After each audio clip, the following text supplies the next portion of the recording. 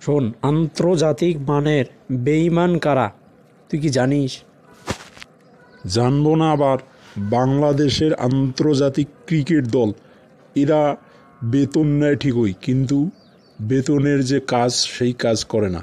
এদের কবরে যে কি হবে। শোন, আমাদের নবী বলেছেন যে কবরের চেয়ে ভয়ঙ্কর জায়গা আমি আর দ্বিতীয়টি দেখিনি। শোন, ভয়ঙ্কর একটা ঘটনা মনে পড়ে গেল। সেটা হচ্ছে যে এক বুজুর্গ ব্যক্তি সম্পর্কে বর্ণিত আছে, ওই ব্যক্তির এক সহোদর বোনের মৃত্যুর পর তিনি তাকে দাফন কাফনের কাজ যথারীতি সম্পন্ন করলেন।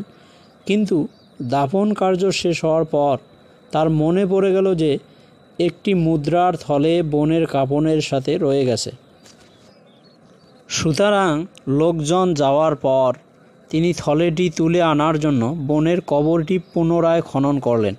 কিন্তু কি আশ্চর্য, কবর খনন করার পর দেখতে পেলেন যে দাউ দাউ করে আগুন জ্বলছে। এই দৃশ্য দেখে তখনই সাথে সাথে তিনি মাটি চাপা দিয়ে কবরটি পুনরায় ঢেকে দিলেন।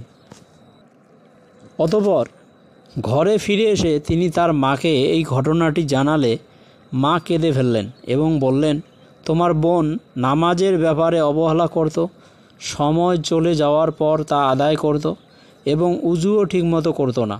রাত্রে যখন সবাই শুয়ে পড়ত তখন সে দরজার পার্শ্বে কান পেতে অন্যের কথা শুনত, যাতে করে দিনের বেলায় মানুষের কাছে বলে দিতে পারে।